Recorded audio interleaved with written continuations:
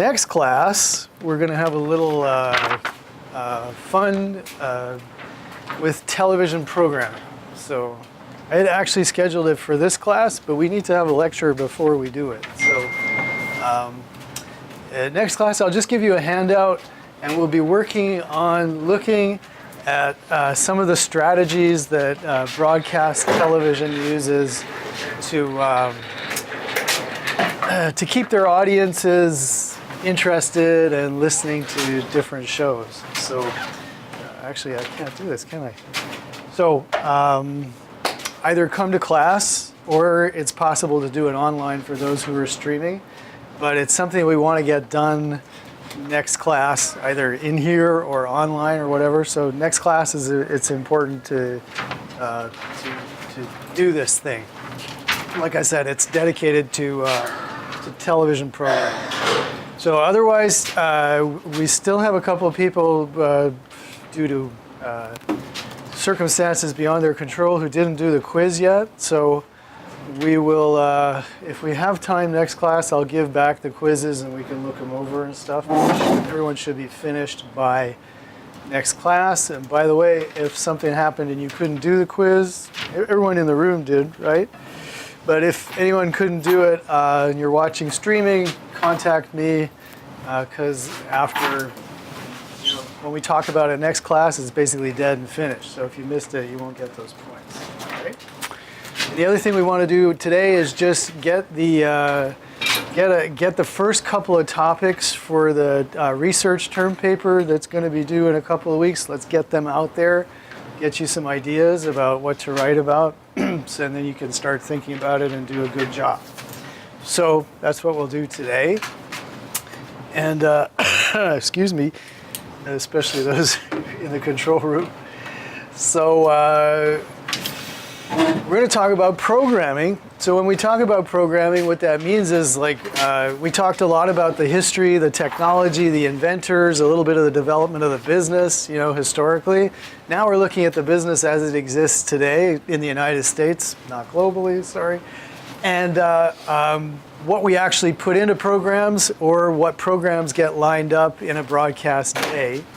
And that'll touch a little bit on ratings, but we actually have a week where we just deal with ratings and stuff, but we will talk a bit about ratings, and just enough so we can think about how ratings impact the decisions of programmers.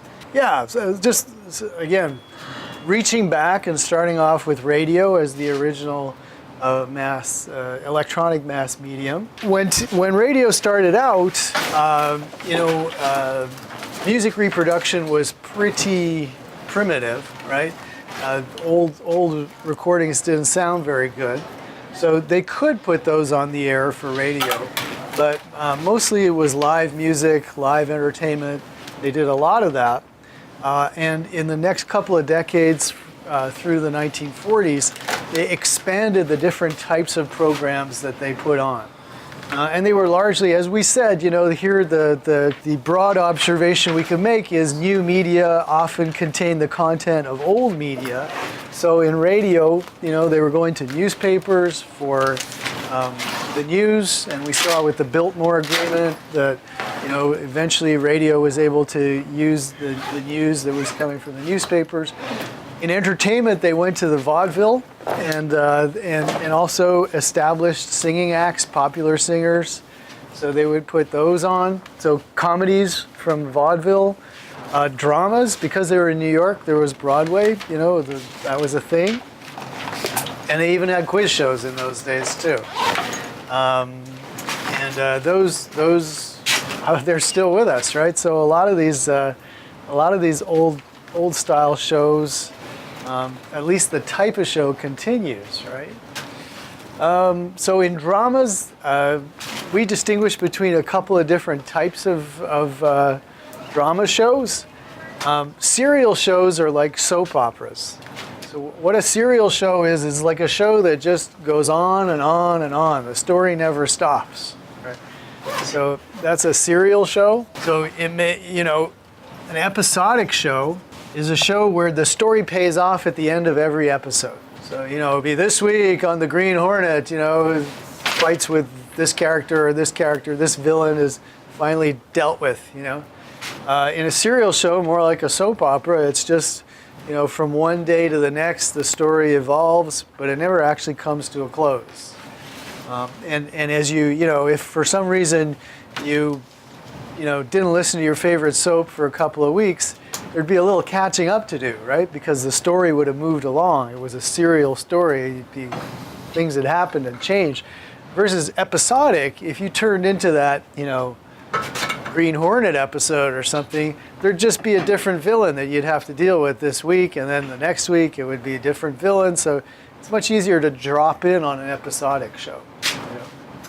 Can you guys just, I'm sure you're not, schooled in old-time radio, although you can find all of this stuff on YouTube now. But in terms of television shows, can you think of any shows that are like serial shows versus episodic shows? Ron, yeah? I guess Once Upon a Time would be more episodic, whereas the Flash would be more serial. Which one would be more serial? The Flash. The Flash, okay. Yeah, because he always do like a villain of the week or something like that. Okay, so Once Upon a Time you were saying would be episodic? Yeah, because always, or it might be serial too. It's just the story keeps evolving and it's like new stuff. Got it. I think you got two serial shows there. Yeah. But I think an episodic show would be like a sitcom. Like The Office. Like The Office, right? And The Office would have, some development, but like How I Met Your Mother or Big Bang Theory or one of those like we talked last class about those 3-camera I Love Lucy shows. It's like this week, Lucy gets a job in a chocolate factory. Next week, Lucy goes on the road with her friend, Yeah. It's kind of like with episodic, you can start watching the show at any point and you'll get it for the most part. Yeah. With serial, you're going to be missing a lot of key pieces that they wrote. Yeah. I guess it's the difference. Absolutely. For our listeners at home, because Andrea is far from the microphones, what she said is, with episodic, you could jump in at any time and you pretty much understand the story, but a serial story, there are pieces missing if you haven't, been following the story. That's absolutely right. Yeah. Yeah. Absolutely. Yeah. So if you think about it, those sitcoms, those really episodic shows, they're made to encourage reruns, because when a TV station buys like a whole series of Seinfeld or something like that, they may show them out of order. They may show episode 112 and then episode 63 or something. And but the great thing about episodic shows is each episode is self-contained. They even made a joke about it on Seinfeld.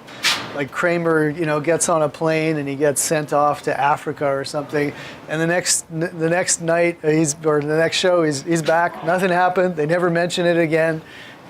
Just making a joke about how all the sitcoms they do just keep repeating episodically. So great. Can anyone think of like a show that combines both?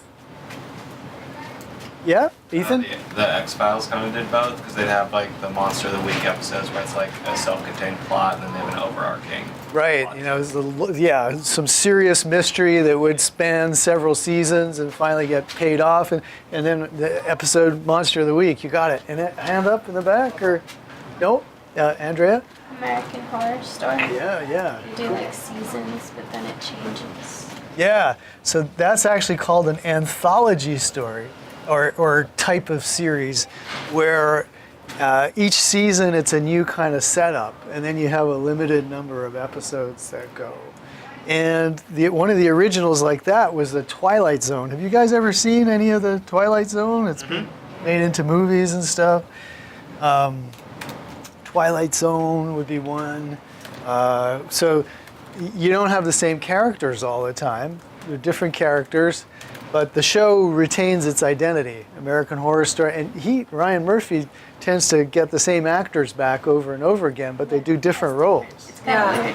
Same with Black Mirror. Black Mirror, yeah, which I think is a direct descendant of the Twilight Zone, I think, right? Yeah, I think so. And then you don't have necessarily the same No, it's totally actors. different. Yeah. So the Twilight Zone was kind of set up like that. Every week, well, now it's Netflix. There are no weeks, right? So it's completely messes with programming. But yeah, so it's Black Mirror, just every season or every release, there's a few really good ones in there.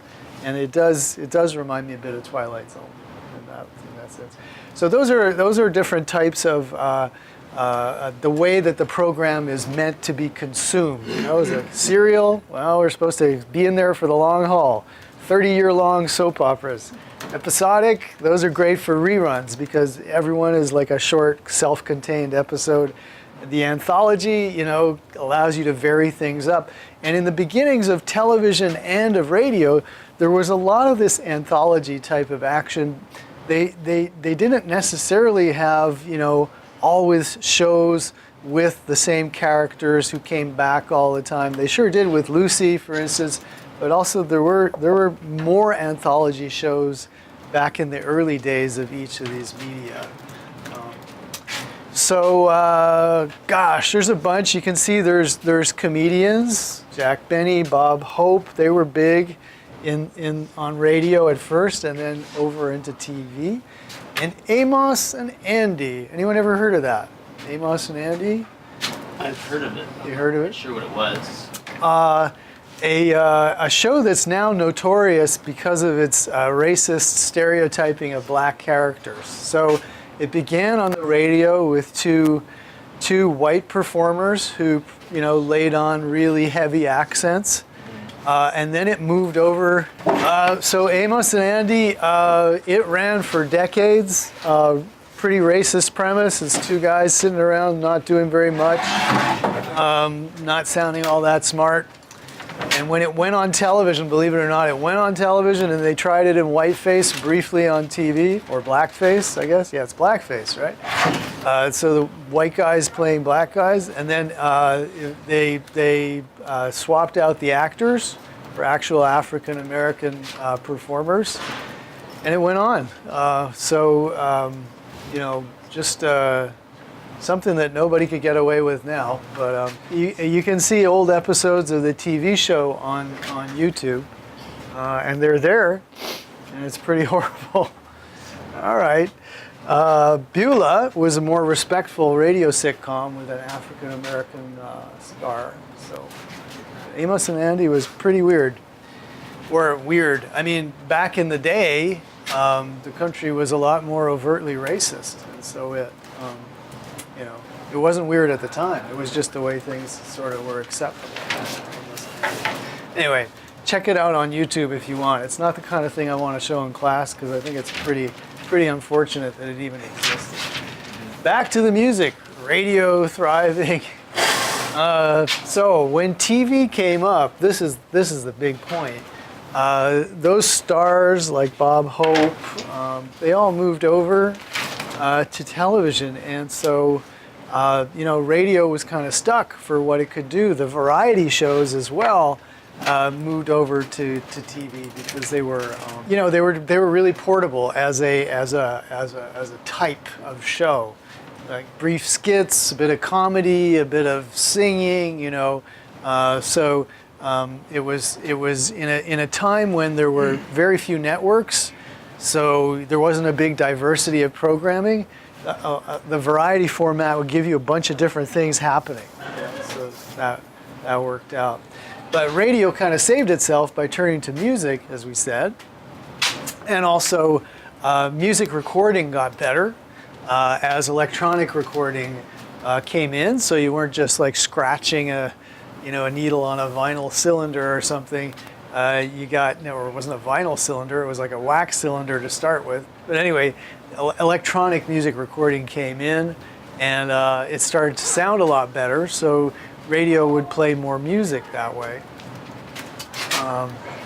And as if you look through to the 1950s with rock and roll, then radio turns in a big way to music. As we saw, we're talking about AM radio for now because FM really picks up in the late 60s.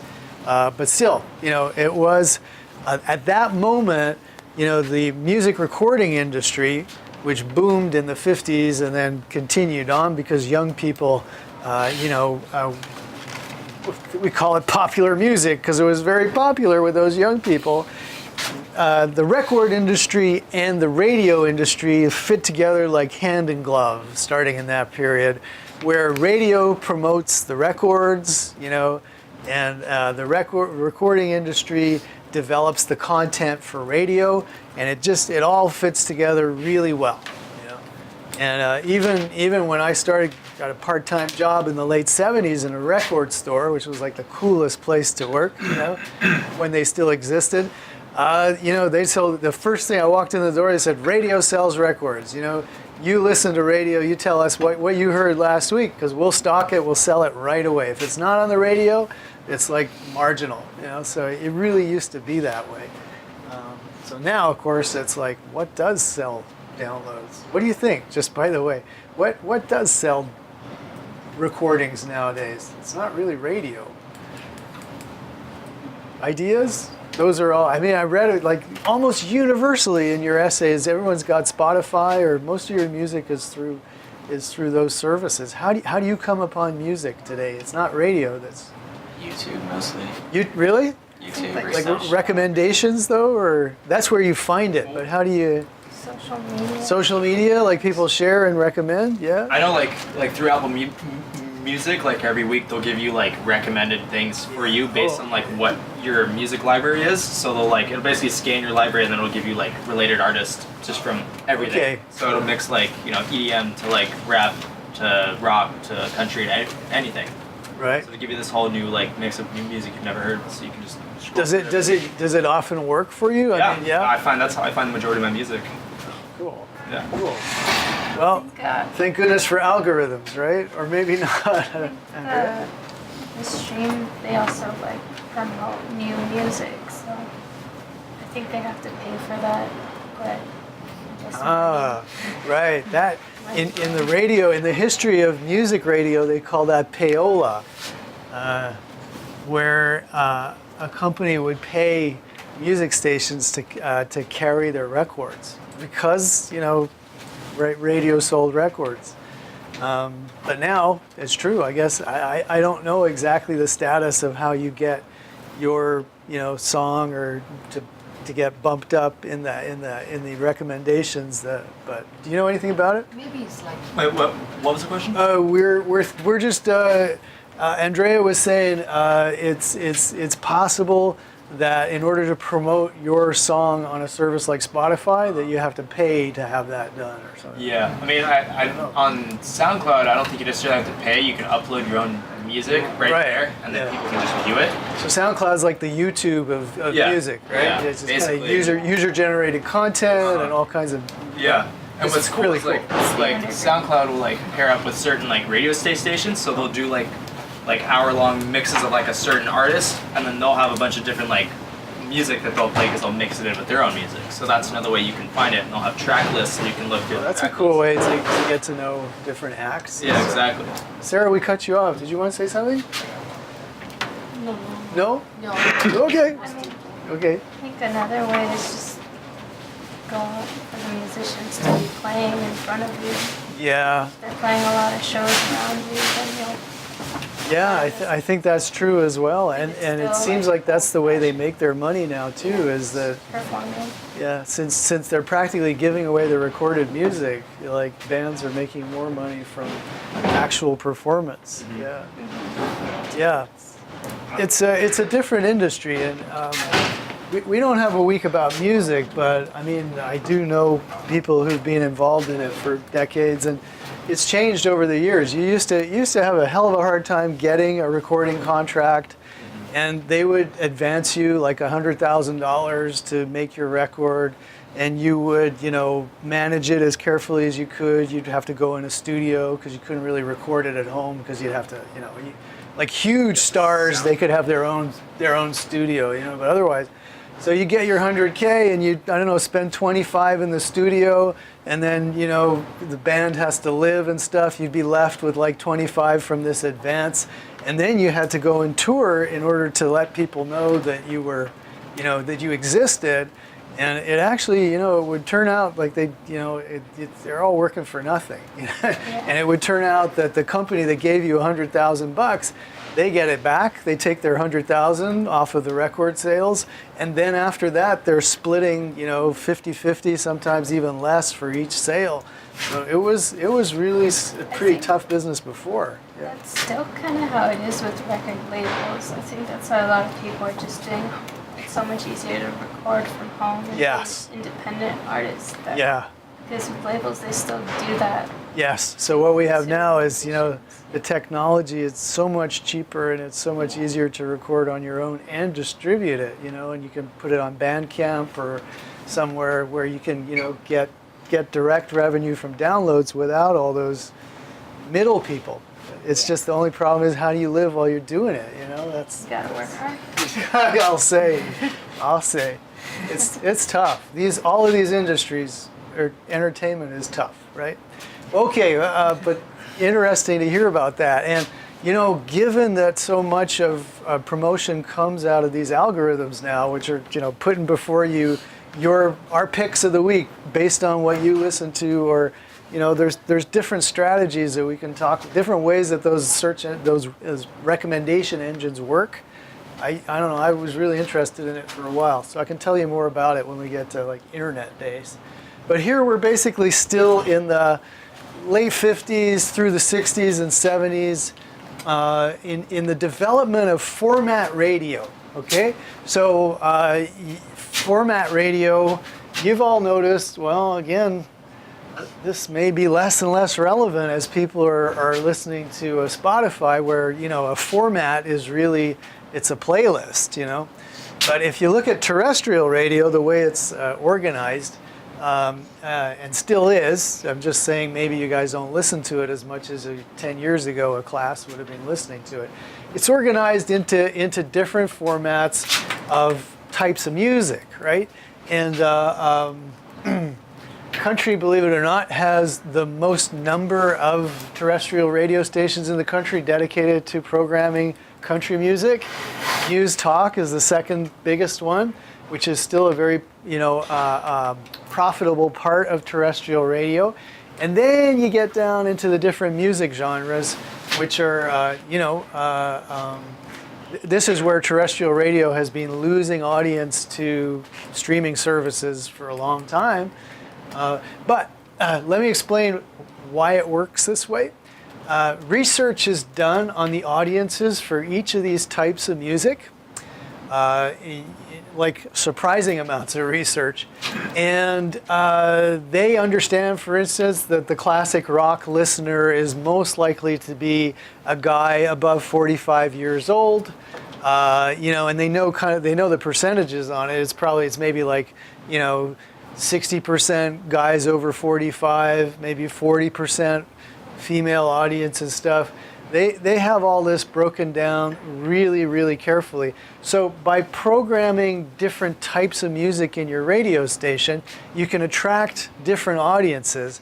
And that's what's interesting there is if every radio station attracted the same audience, they would all be competing against one another. But because they differentiate by different formats, a classic rock station, KFOG, only competes with some of those oldie stations that are out there because that's what their audience is, versus, a hot AC station like Wild 95 or something like that. Am I even getting the numbers right? I don't know. You can tell I don't listen to too much radio. But, that type of programming is for younger people. And so, that competes with another couple of stations that are like that.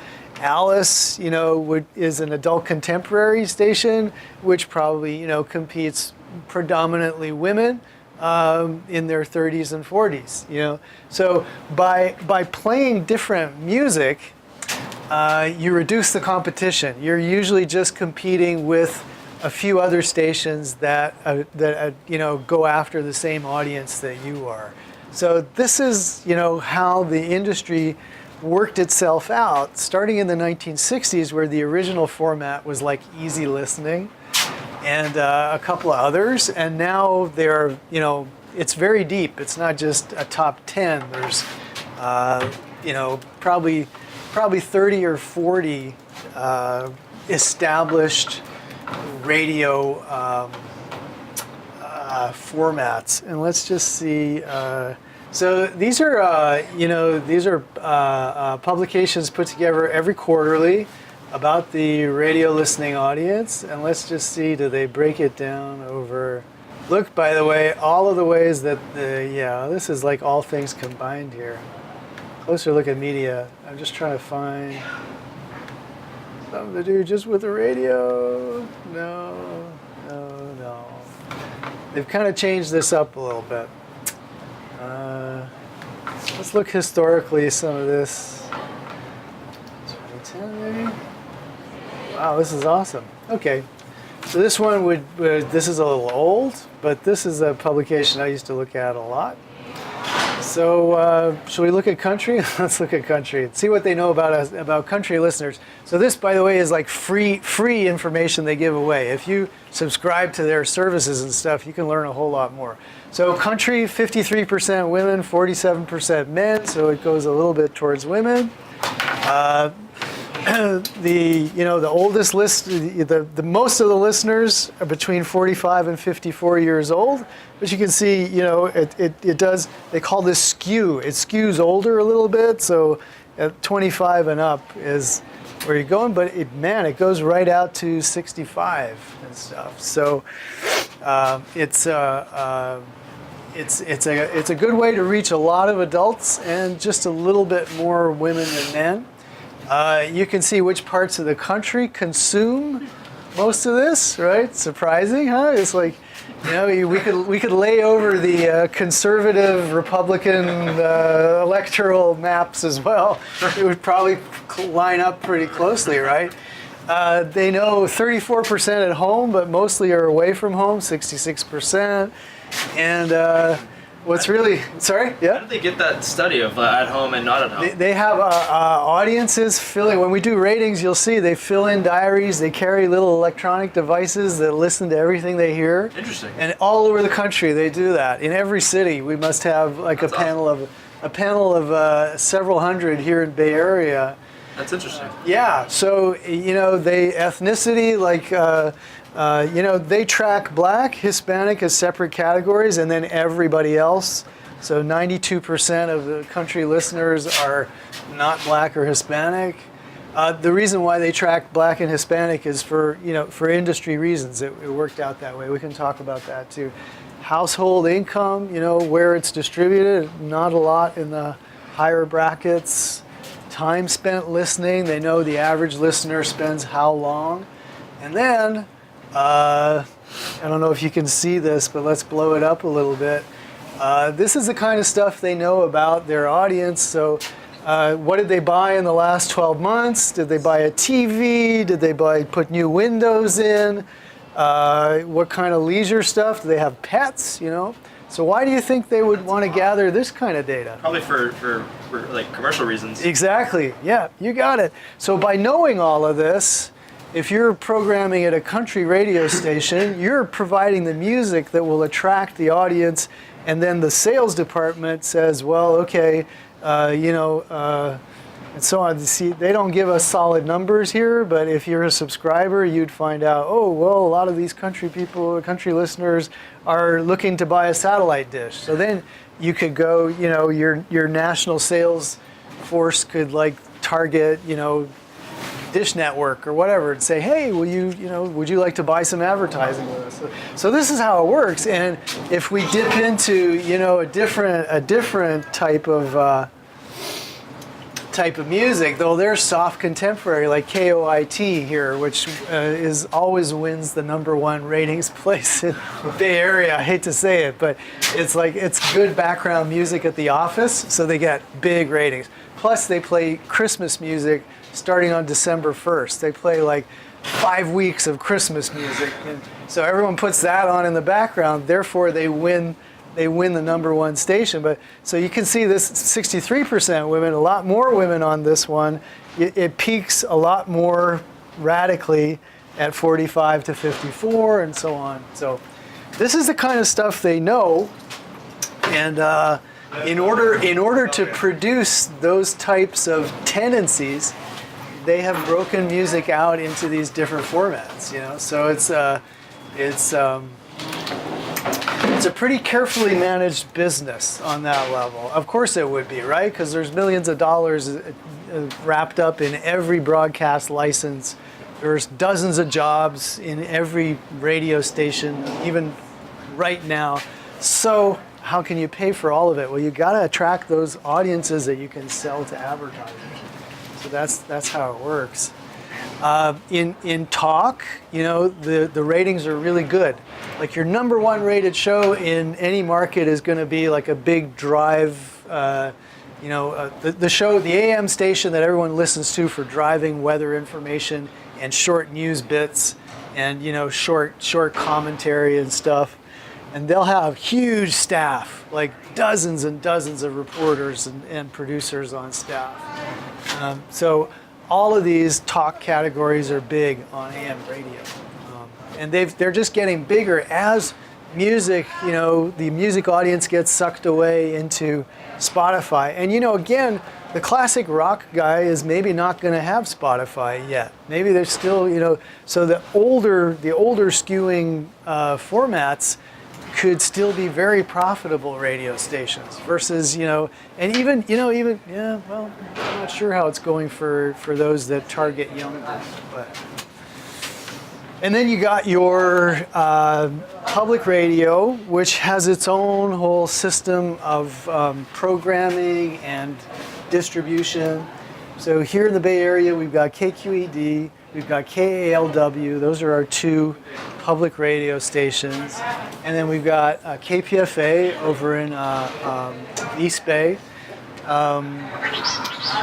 And KPOO, we're not supposed to say KPOO, but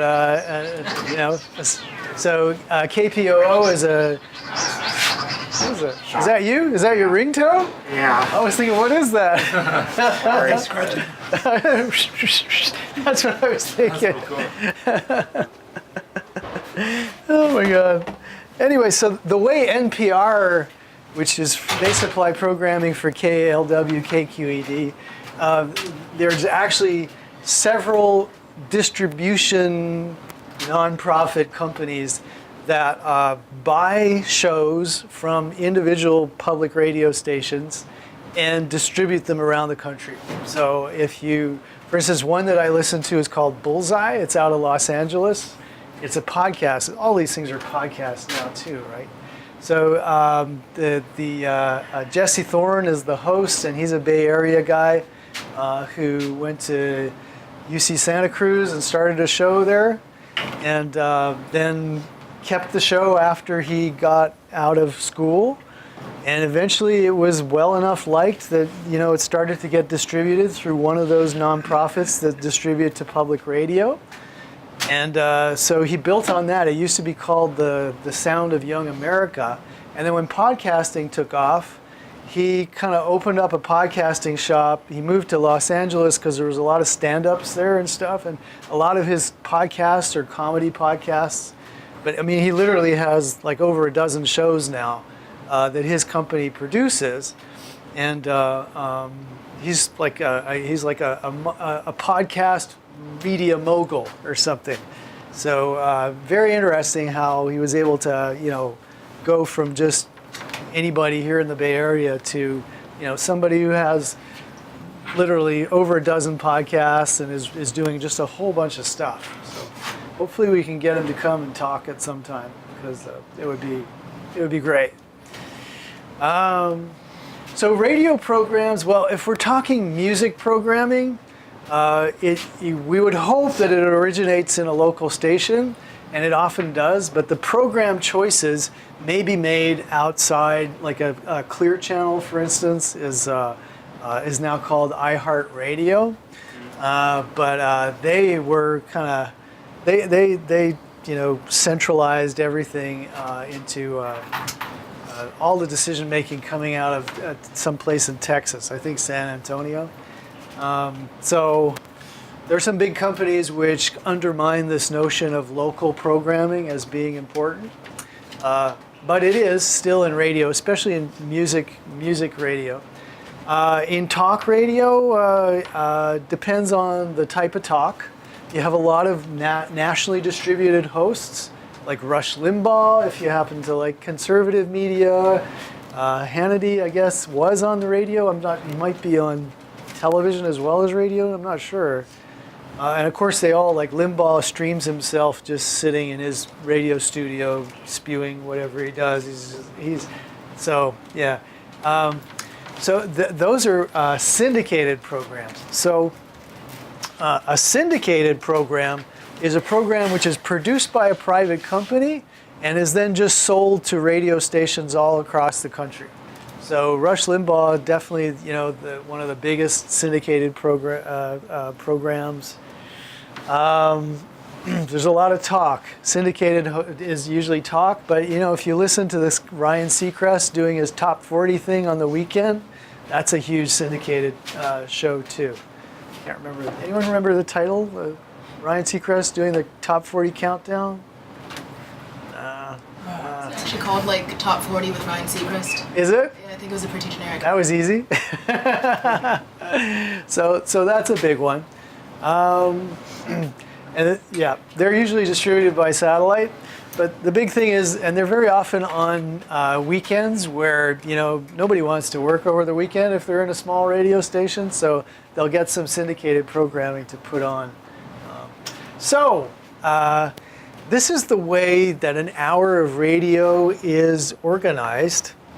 They call these hot clocks, a hot clock, or a program wheel is another name they call. What this is an hour from 9 o'clock all the way around till 10 o'clock. And then, this one's in the evening, so like from 5 to 6. And then each little slice of the pie is, for instance, song number 1, 2, 3. And then they have traffic. 3 commercials, a promo, then a couple of songs, then a commercial, some news, and that's how they work it out.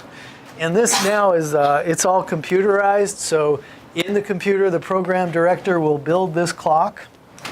And the computer can do things like suggest different songs to play at each time because all of the songs have been entered into the computer as well. So there'll be, while the songs may change pretty often or they'll shuffle them in the rotation, they'll wind up playing the same 30 or 40 popular songs if it's a contemporary hit radio station. If it's like KOIT, adult contemporary, they'll have a bigger library with older songs. And so, the computer will keep track. It's like, oh, you played this one like yesterday, that's too fast a rotation. So when we talk about rotation, we're referring to how often you play the same song, right? Heavy rotation means that you play the same song very often. So a contemporary hit radio station will play the same limited number of songs pretty often, but other formats will space it out a little bit. The program director schedules this. The computer helps it out. It may be scheduled months in advance. And if you, for instance, tend to drive to work at the same time every day, have you noticed if you tune into the same radio station, if you tune in at all, that you hear the same thing happen at the same time? I have to get to work at 9 o'clock. That means I get in the car at 8:23 or something. And as soon as I turn on the engine, I'm usually hearing, the news broadcast. And then I'm hearing this and this. But sometimes even the music, the song. Even the same song? Oh my God. Seriously, I was freaking out because of this. What, do you remember which station? It was, I remember, it's a 99.7. I don't know. But it must be pretty like pop music, it was top 40 type of station. Yeah, but it was like the same time, the same song every single day. That's crazy. That shouldn't happen. That's too predictable. But they would have heavy rotation, so they'd play the same songs a lot. Andrea? When radios offer because sometimes I remember when I was a kid, we would call the radio station to request music, like a song. And then would that be like in their own promo or like is that just? Was it in the morning you would call them or at night? 6 p.m. Yeah, Yeah. yeah. It's usually more flexible later in the day, first of all, and plus, I mean, radio's changed since you were, you know, like even you. But believe me, but when it was compared to when I also used to call in, and you know, make requests, and talk to the DJs and stuff. They say, "Oh, hey, how you doing, man?" It was like so exciting. There's not too many live DJs actually there anymore, but if you're working on a clock like this, they might look ahead and see, okay, you know, Andrea asked for, you know, a song that was popular like 8 years ago or something like that. So that's a category they call gold, right? Because it's gold, right? It's still good. And so they might have a spot here with a gold song, and they can swap out for what you asked for if they happen to have it. But they also don't have every song in there recorded into their server as well. So that's another issue. Would they have what you want? Usually, if you ask for an artist, they'll play, you know, the most popular song by Queen or something. If you asked for that, you may have asked for a more obscure song, and they'll say, "Well, we'll give you, you know, We Are the Champions" or something like that, because that's what they have in their library. But there's some trickery that goes, there's some strategy that goes on with this, okay? If we're looking at, this is the morning drive, and let's say it runs from 8 until 9. The ratings are actually taken every 15 minutes. And so when they lay this out, for instance, they will load in the music to get you listening, and then play some short stuff. And they will tease. They'll say, coming up afterwards, we're going to hear that new song or something like that, so that you will listen through the commercials. And here you notice there's a promo, for instance. So if there's a contest or something like that that they can run, then they'll stick that in just after the time change. So they get you listening into the second quarter of the show, which gets them more ratings like that. And so sometimes you'll see they'll be promoting a contest or something like that, and they won't actually pay it off until the third quarter or something, and they want you to stay in there as long as possible. And they also know, you know, like some people will be getting to work at 8:30, so they tend to put the commercials and stuff which cause people to switch to another channel. They tend to put them towards the end of each 15-minute segment. You notice this one's, there's a lot more music at night than the kind of things that go on in the day, because in the morning drive, that's your most people are listening at that time, and so you're putting in more commercials, you're doing more things to keep the audience interested.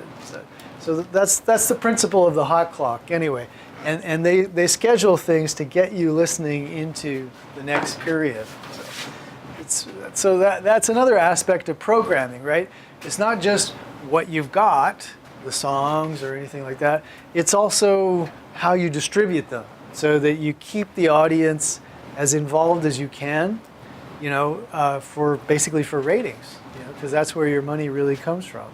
You're a highly rated show, you can sell the advertising more expensive.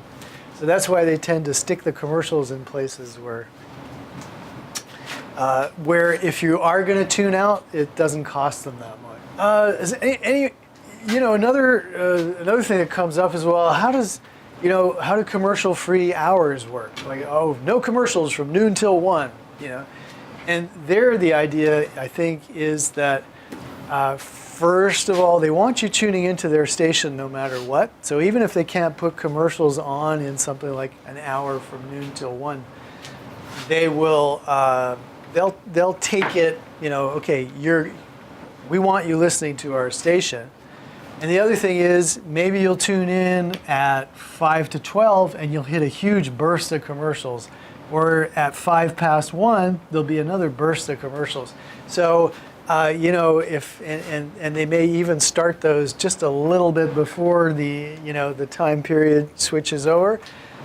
So for that reason, they still kind of sneak those commercials in there, or hope that you're still listening just long enough to be exposed to some of those commercials. So that's how those commercial free times work. Cool. Okay, since we're on radio, I don't feel like jumping into television just yet. So I said another thing that we want to do is just get ready for our upcoming, two things. Remember, just another reminder for those listening and for us, we're going to do a little TV programming assignment or exercise here in class, next class. So be here in class if you attend regularly. If you don't, online, look for the online alternative, okay? But we'll do it next class. I actually scheduled it for today. But then I realized I haven't said anything about programming, so I moved it till Wednesday. Thursday, thank you. Oh my God. So, but as the other thing that I said that we would do is look at the term paper, the upcoming term paper assignment. And I said I wanted to give you some pointers as to how to do this. So this is labeled as research paper number 1. There's also some general instructions about how to do this. So let me just show you on the modules view. If I go over here, Thomas, I can print this out for you for next class. Yeah. Research paper. So the guidelines, here's the guidelines, and then here are the topics. So let's just put those up. So the guidelines, it should be 4 to 6 pages. So, let's say 4 full pages is good. And it's if you can typewrite it, it's better, 12-point font. So your main source of information should be the textbook. And remember, there's several copies of the textbook on reserve in the library. You can run in and consult, okay? And if you need extra sources beyond the textbook, and sometimes you may, you can use the internet, you can use other resources in the library if you want. So if you use anything other than the textbook, you should give a regular bibliographic reference, which would be, at the end of your paper, you would write, works cited, and then under here you would go, if it was Thompson, Ross, broadcast history, and then publication would be, Wiley, San Francisco, 2012, something like that. And there should be a link. I can turn that into a link just to show you how to do that. Okay, so this would be for anything other than the textbook. For the textbook, you can just write textbook page 15 or whatever, wherever you found the information. Okay, so citation is something that everybody often asks about. And typically you should, if you're getting a fact from the textbook, you should, just cite the textbook. And usually your information would all come from within 2-3 pages in the textbook. So if you use something that is not in the textbook, just remember where it came from. As you're doing your research, just remember where that comes from and put that in there. Okay, and if you do that, you're safe. You're safe from all kinds of accusations of plagiarism or anything like that. And you're not obliged to be like a completely total or original thinker. You can use ideas and facts from the textbook, from other sources. If you cite them, then you're doing a great job. That's good. Part of this is just collecting the relevant information. And then the other part of it is having something to say. Okay? So are there any questions about this part, which is just collecting the relevant information? And, I'm saying use the textbook. Don't think you can get away without using the textbook. It's in the library if you don't rent or own a copy. So just, figure out what it is you want to say, and then hit the library for 1 hour or 2 hour session where you can read the textbook and find the stuff you need to find. And you're going to do great. You're going to do great on this. So that's what I mean by a research paper, because you do need to research a few facts and put them into your paper. Okay? Yeah. Are we able to like photocopy pages of the textbook? Sure. Yeah. Yeah. There's a copier in the library and stuff, and yeah. Yeah. Okay. And now let's look at your. So you have some options. So you choose one of these topics, and write about it using the kind of format that I said.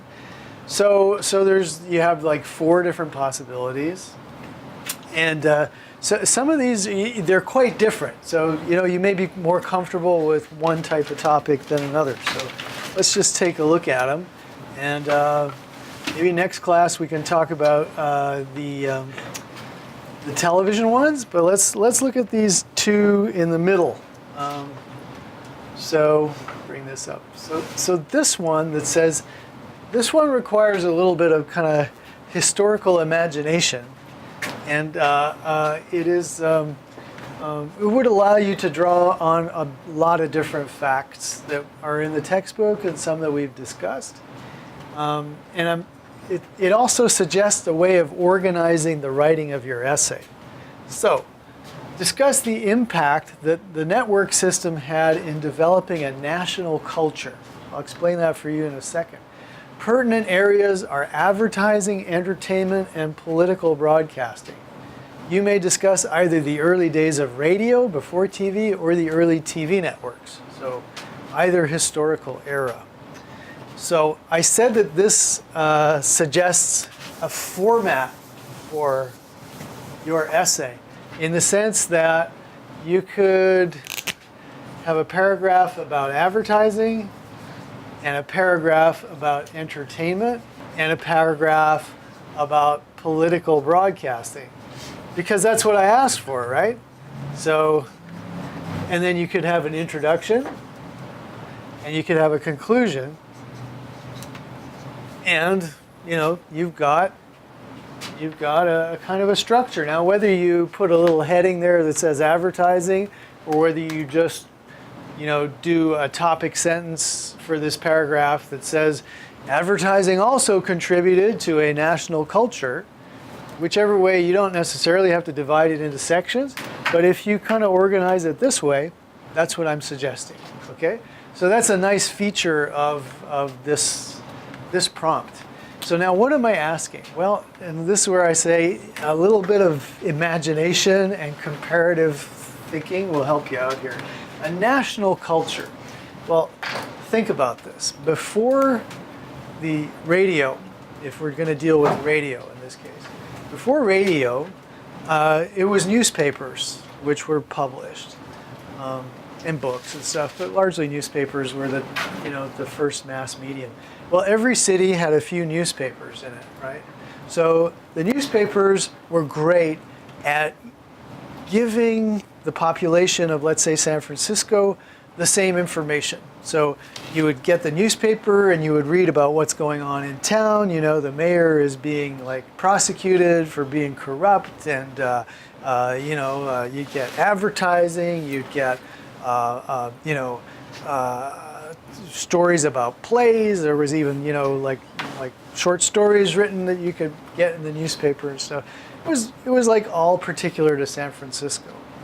But when you got radio coming in, where you were getting the very best acts, for instance, from New York, you get your Bob Hopes, you get singers, you get stuff like that.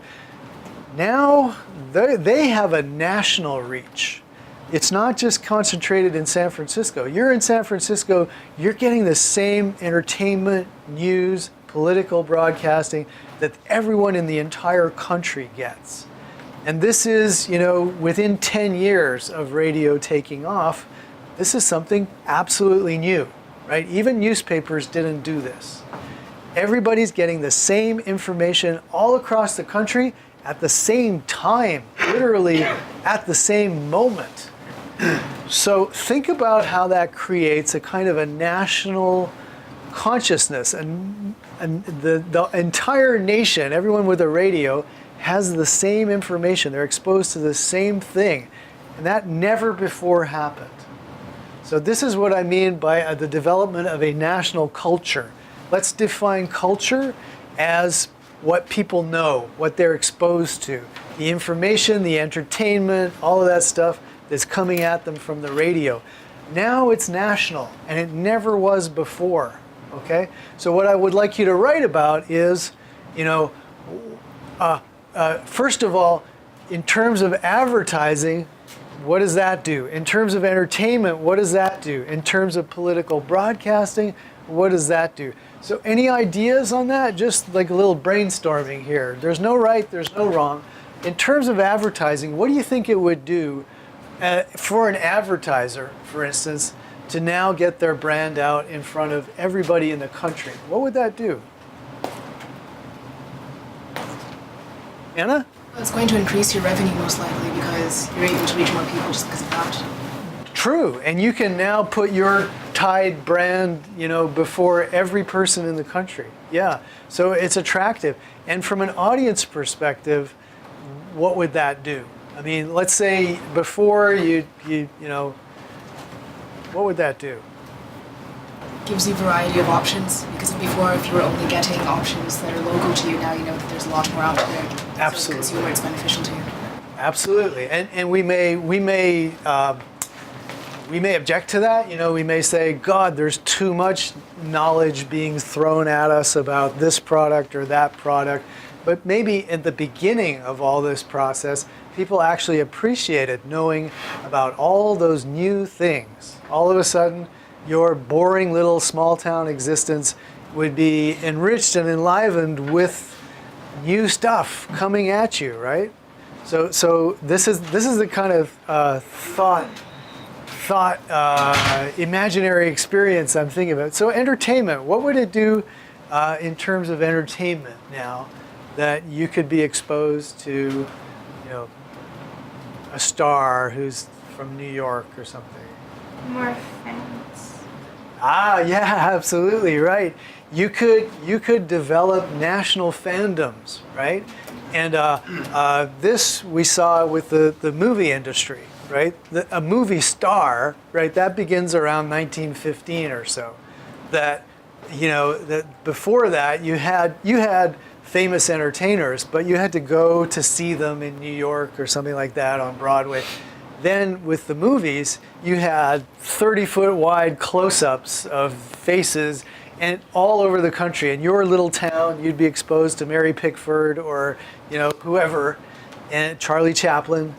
These became enormous stars with incredible social impact. They're the most beautiful people, the trendsetters, everything that we know from contemporary celebrity began there. The radio brought it about in for musicians and for entertainers as well. So absolutely, huge fan bases. And then finally, for political broadcasting, if you look into the Fireside Chats, which are discussed in the textbook. So, the context is the crash of the 1930s. The country, we had a little bit of it in 2009, where the economy just kind of stopped and everyone was scared. It was so much worse in the 1930s. And President Roosevelt used the radio to reach out and talk directly to everybody. I mean, he had these weekly fireside chats where he would do a radio broadcast, and you can hear them on YouTube and stuff. So prior to that, he would have to say something to a reporter.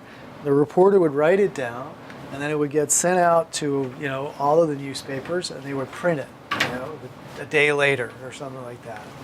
But here you have the President of the United States in your living room talking to you in a relatively normal voice, right? And that, pretty big deal. There you go.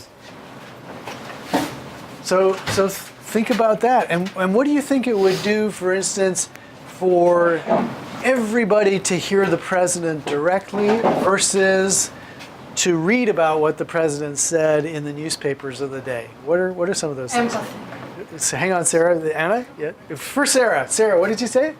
Empathy. Empathy.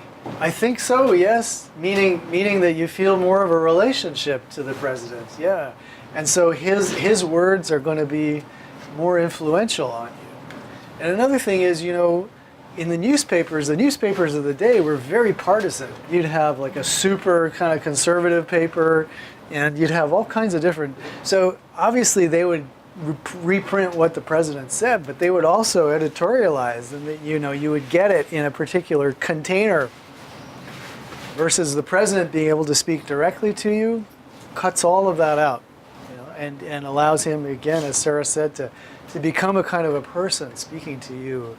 So, and at the same time, there is this idea that, the president addressed the nation yesterday.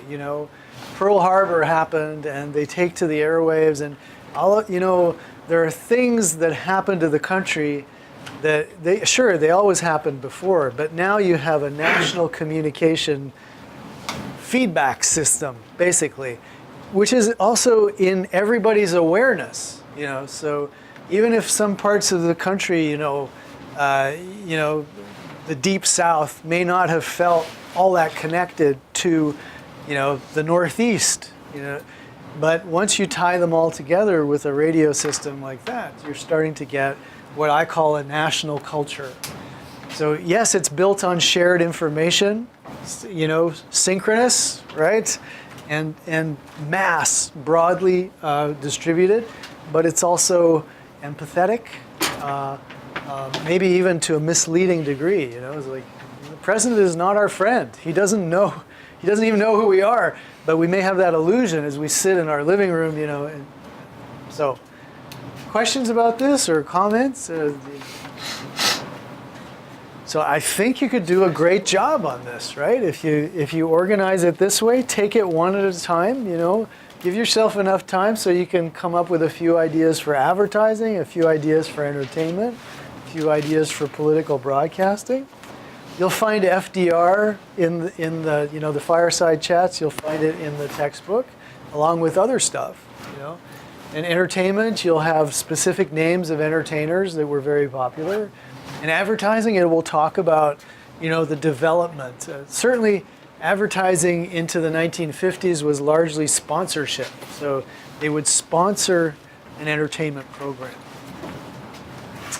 So, I think that one is just a juicy topic that you can just, jump right into if you like.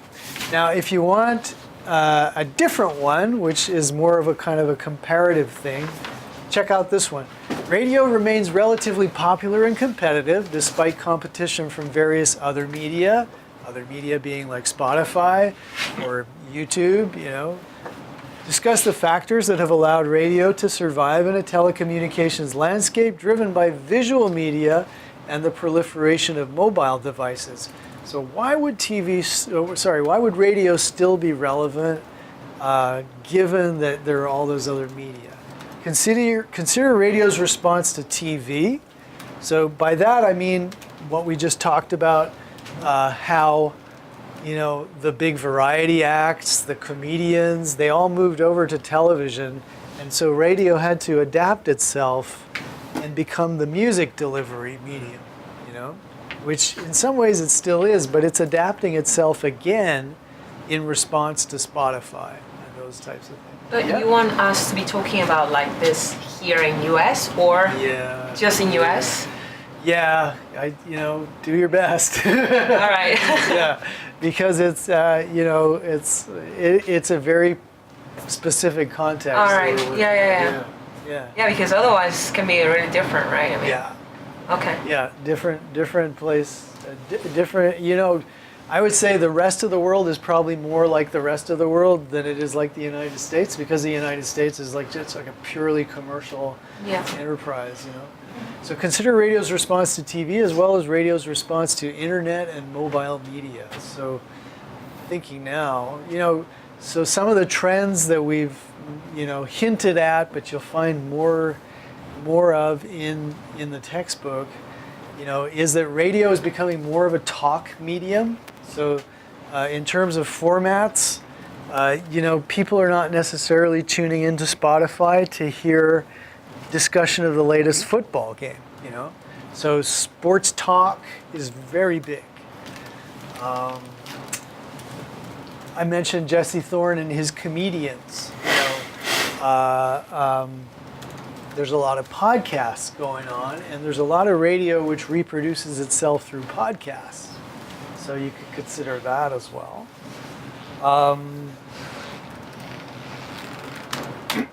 And the other thing that that has really helped radio is being ubiquitous and in the car and free. So all of those things at once. Every car radio can get FM and AM. It's free. You don't have to subscribe to it, and it's everywhere. In every market, there will be that opportunity. So that I think has kept radio afloat. And until everyone gets a Bluetooth-equipped car, or some such thing where your Spotify is as easily available in the car as it is in your pocket, then radio is going to still have that edge. It's free. It's mobile. It's no accident that iHeartRadio. The other big part of their business is billboards, right? So they're a company which will help advertisers get into people's cars. That's basically it, Whether it's visually with billboards while they're driving, or in the audio medium with radio stations, and of course they're equally present on your smartphone with iHeartRadio, on the internet, or on terrestrial media. That has been their strategy. Billboards, regular radio, moving into online radio, and they're the biggest player. And we mentioned how do you make a song big on Spotify, but iHeartRadio has agreements with all the big music publishers and music distribution companies to, they got a huge deal with Sony, for instance, to play Sony music and Sony acts, to put them first in their playlists and stuff. So they're making money that way too. So those are some of the responses so again, if you're looking for a structure, how to write this, I would think that early on you could talk about, well, what was radio's response to television, right? So there you could find in the chapter about radio history, you could look at 1950, and it'll tell you, well, radio, reinvented itself by playing music. So review that a little bit, and then you could say, in our current day and age, radio's now competing against the internet. Well, what exactly do we mean by that? Well, you should talk about Spotify, Apple Radio, streaming radio, and stuff like that, and mobile media. So, describe the new competitive environment with those streaming services that are also mobile. And then you could go into, okay, well, what's radio doing now to cope with that? And iHeartRadio, I think, would be the best example of an old school radio business which has really pushed to stay competitive in this new environment, with its app, with all of that. So that structure is maybe a little bit more difficult for, to work with than this one that I laid out for this, but I think that would be a good structure. All right? So we're out of time for today, but next class we're going to do that programming exercise, which is all about TV programming, and then I will, dig into these other two topics in case give you some ideas about them. Okay? Thank you. See you next class on Thursday.